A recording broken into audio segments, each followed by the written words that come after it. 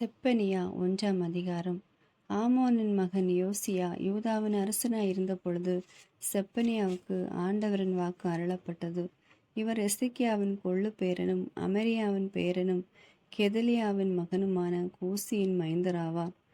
ஆண்டவர் தீர்ப்பு வழங்கும் நாள். மண்ணுலகில் எதுவும் இராதவாறு அனைத்தையும் அழித்து விடுவேன் என்கிறார் ஆண்டவர். மனிதரையும் விலங்குகளையும் அழிப்பேன், வானத்து பறவைகளையும் கடல் மீன்களையும் ஒழிப்பேன், கொடியவர்களை இடறி விழ செய்வேன், மனித இனம் மண்ணுலகில் இல்லாதவாறு அற்றுப்போக செய்வேன் என்கிறார் ஆண்டவர். யூதாவுக்கும் எருசலேமில் வாழும் அனைவருக்கும் எதிராக நான் கையை ஓங்குவேன். பாகால் வழிபாட்டில் எஞ்சி இருப்பதையும் அந்த சிலை வழிபாட்டு அர்ச்சகர்களின் பெயரையும் அழித்து விடுவேன். வீட்டின் மேல் தளத்திலிருந்து வான்படைகளை வணங்குவோரையும் ஆண்டவரை வணங்கி அவர் பெயராலும் மில்கோம் தெய்வத்தின் பெயராலும் ஆணையிடுவோரையும் ஒழித்து விடுவேன். ஆண்டவரை விட்டு விலகி செல்வோரையும் ஆண்டவரை தேடாது அவரை அறிய முயலாது இருப்போரையும் அழித்து விடுவேன். தலைவராகிய ஆண்டவர் திருமுன் மௌனமாயிருங்கள், ஏனெனில் ஆண்டவரின் நாள் அண்மையில் உள்ளது. தலைவராகிய ஆண்டவர் திருமுன் மௌனமாயிருங்கள், ஏனெனில் ஆண்டவரின் நாள் அண்மையில் உள்ளது. பலி ஒன்றை ஆண்டவர் ஏற்பாடு செய்துள்ளார். தாம் அழைத்தவர்களை அவர் புனிதப்படுத்தியுள்ளார். பலியின் நாளில் தலைவர்களையும் அரசனுடைய புதல்வர்களையும் வெளிநாட்டு ஆடை அணிந்துள்ள அனைவரையும் தண்டிப்பேன். வாயிற்படியை மிதிக்காமல் தாண்டி வந்து தங்கள் தலைவனின் வீட்டை வன் செயலாலும் வஞ்சனையாலும் நிரப்புகிறவர்களை அந்நாளில் தண்டிப்பேன். ஆண்டவர் கூறுகிறார், அந்நாளில் எருசலேமின் மீன் வாயிலிருந்து கூக்குரல், புதிய நகர் பகுதியிலிருந்து புலம்பலும், குன்றுகளிலிருந்து இடிந்து விழும் பேரொலியும் கேட்கும். நகரின் கீழ்ப்பகுதியில் குடியிருப்போரை கதறி அழுங்கள், ஏனெனில் வணிகர்கள் அனைவருக்கும் அழிவு வருகின்றது. பணம் படைத்தவர் அனைவரும் வெட்டி வீழ்த்தப்படுகின்றனர். அக்காலத்தில் நான் கையில் விளக்கேந்தி கொண்டு எருசலேமை சோதித்து பார்ப்பேன். ஆண்டவர் நன்மையும் செய்யார் தீமையும் செய்யார் என்று தங்கள் உள்ளங்களில் சொல்லிக்கொண்டு பஞ்சனையில் சாய்ந்து கொழுந்திருப்போரே தண்டிப்பேன். அவர்களுடைய உடைமைகள் கொள்ளையடிக்கப்படும், வீடுகள் பாழாக்கப்படும். அவர்கள் வீடுகள் கட்டி கொள்வார்கள், ஆனால் அவற்றில் குடியிருக்கப் போவதில்லை. திராட்சை தோட்டங்களை பயிர் செய்தாலும் அவற்றின் இரசத்தை குடிக்கப் போவதில்லை. ஆண்டவரின் மாபெரும் நாள் அண்மையில் உள்ளது, விரைந்து நெருங்கி கொண்டிருக்கிறது. ஆண்டவரது நாளின் பேரொலி கசப்பை உண்டாக்கும், மாவீரனையும் கலங்கி அலறும்படி செய்யும். அந்நாள் கடும் சினத்தின் நாள், துன்பமும் தேரவும் நிறைந்த நாள், பேரழிவும் பேரிழப்பும் கொண்டு வரும் நாள், இருட்டும் காரிருளும் கவிந்த நாள், அரண்சூழ் நகர்களுக்கும் உயரமான கொத்தளங்களுக்கும் எதிராக எக்காலம் போர் முழக்கமும் கேட்கும் நாள். மானிடர் மேல் துன்பம் வர செய்வேன், பார்வையற்றோர் மேல் அவர்கள் தடுமாறுவர், ஏனெனில் ஆண்டவருக்கு எதிராக பாவம் செய்தனர். அவர்களது இரத்தம் புழுதி போல் கொட்டப்படும், சதை பிண்டம் சாணல் போல் எரியப்படும். ஆண்டவரது சினத்தின் நாளில் அவர்களது வெள்ளியும் பொன்னும் அவர்களை காப்பாற்றா. உலகம் முழுவதும் அவரது வெஞ்சினத்தீக்கு இரையாகும்.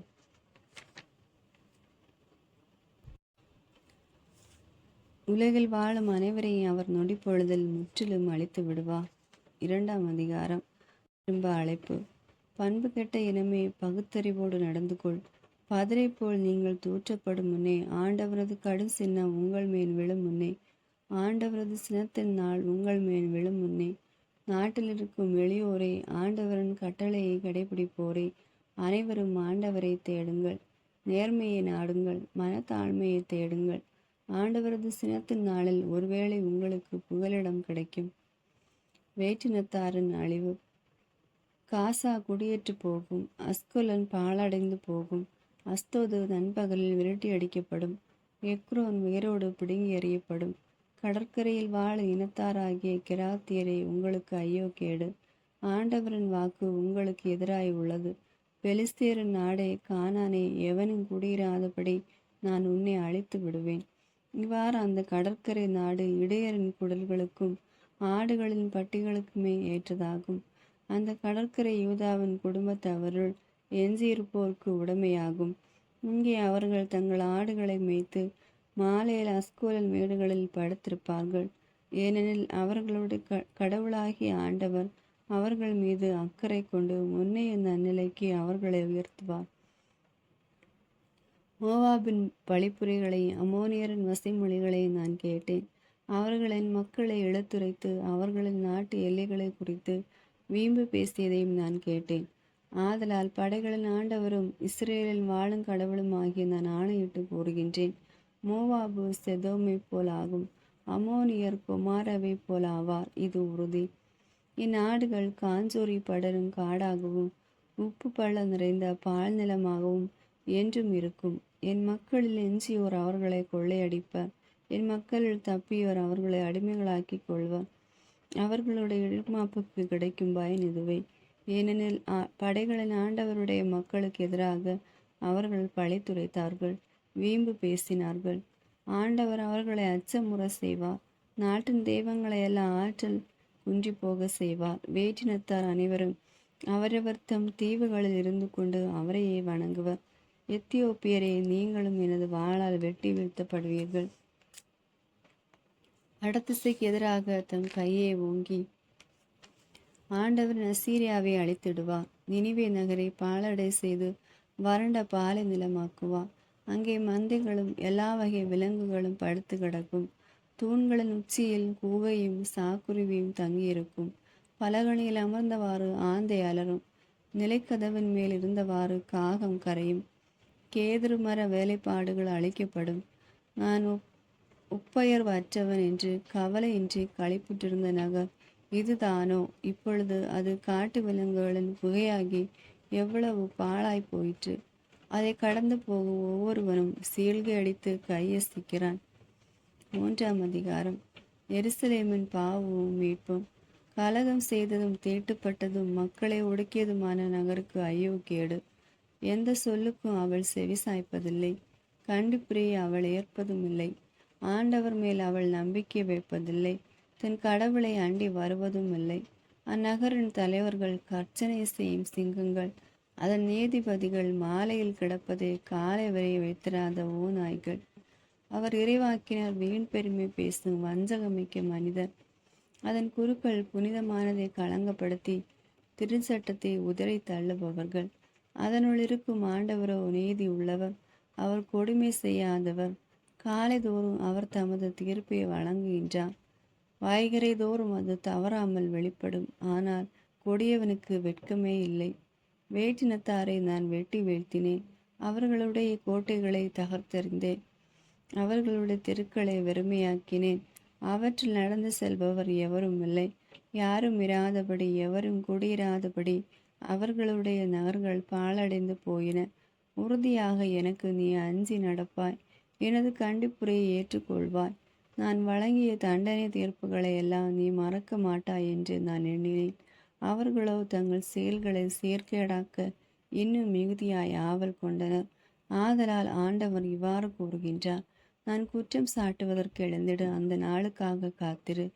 வேற்றினத்தாரை ஒன்று சேர்த்து அரசுகளை ஒன்று திரட்டி என் கடுஞ்சினத்தையும் கோபத்தையும் கொடுமை முழுவதையும் அவர்கள் மேல் கொட்டிவிட திட்டமிட்டுள்ளேன். ஏனெனில் என் வெஞ்சினத்திற்கு உலகெல்லாம் இரையாகும். அக்காலத்தில் நான் மக்களினங்களுக்கு தூய நாவினை அருள்வேன். அப்போது அவர்கள் அனைவரும் ஆண்டவரின் பெயரால் மன்றாடி ஒருமனப்பட்டு அவருக்கு பணிபுரிவார்கள். எத்தியோப்பியாவின் ஆறுகளுக்கும் அப்பால் இருந்து என்னை மன்றாடுவோர் சிதறுண்ட என் மக்கள் எனக்கு காணிக்கை கொண்டு வருவார்கள். எனக்கு எதிராக எழுந்து நீ செய்த குற்றங்களை முன்னிட்டு அந்நாளில் அவமானம் அடைய மாட்டாய். ஏனெனில் அப்பொழுது இருமாப்புடன் அக்களித்திருப்போரை உன்னிடமிருந்து அகற்றி விடுவேன். இனி ஒருபோது எனது திருமலையில் செருக்கு அடைய மாட்டாய். ஏழை எளியோரை உன் நடுவில் நான் விட்டு வைப்பேன். அவர்கள் ஆண்டவரின் பெயரில் நம்பிக்கை கொள்வார்கள். இஸ்ரேலில் எஞ்சியோர் கொடுமை செய்ய மாட்டார்கள். வஞ்சக பேச்சு அவர்களது வாயில் வராது. அச்சுறுத்துவார் யாருமின்றி அவர்கள் மந்தை போல் மேய்ந்து இளைப்பாறுவார்கள். மகிழ்ச்சி பாடல். மகள் சீயோனே, மகிழ்ச்சியால் ஆர்ப்பரி, இஸ்ரேலை ஆரவாரம் செய். மகள் எருசலேம், உன் முழு உள்ளத்தோடு அகமகிழ்ந்த அக்களி. ஆண்டவர் உன் தண்டனை தீர்ப்பை தள்ளிவிட்டார், உன் பகைவர்களை அப்புறப்படுத்தினார். இஸ்ரவேலின் அரசராகிய ஆண்டவர் உன் நடுவில் இருக்கின்றார். நீ இனி எந்த தீங்கிற்கும் அஞ்ச மாட்டாய். அந்நாளில் எருசலேமை நோக்கி இவ்வாறு கூறப்படும்: சீயோனே, அஞ்ச வேண்டாம், உன் கைகள் சோர்வடைய வேண்டாம். உன் கடவுளாகிய ஆண்டவர் உன் நடுவில் இருக்கின்றார். அவர் மாவீரர், மீட்பு அளிப்பவர். உன் பொருட்டு அவர் மகிழ்ந்து களி கூறுவார். தம் அன்பினால் உனக்கு புத்துயிர் அளிப்பார். உன்னை குறித்து மகிழ்ந்து ஆடி பாடுவார். அது திருவிழா கோலம் போல் இருக்கும். உனது துன்பத்தை அகற்றி விட்டேன், ஆகவே இனி நீ இழிவடைய மாட்டாய். இதோ உன்னை ஒடுக்கியவர்களை அந்நாளில் நான் தண்டிப்பேன். கால் ஊனமுற்றவர்களை காப்பாற்றுவேன். ஒதுக்கப்பட்டவர்களை ஒன்று சேர்ப்பேன். அவமானமுற்ற அவர்களை உலகெங்கும் பெயரும் புகழும் பெற செய்வேன். அக்காலத்தில் உங்களை ஒன்றாய் கூட்டி சேர்த்து உங்கள் தாய் நாட்டுக்கு அழைத்து வருவேன். ஆம், உங்கள் கண் முன்பாகவே உங்களை முன்னைய நன்னிலைக்கு உயர்த்தி உலகின் எல்லா மக்களிடையும் நீங்கள் பெயரும் புகழும் பெறுமாறு செய்வேன் என்கிறார் ஆண்டவர். ஆமேன். God bless you.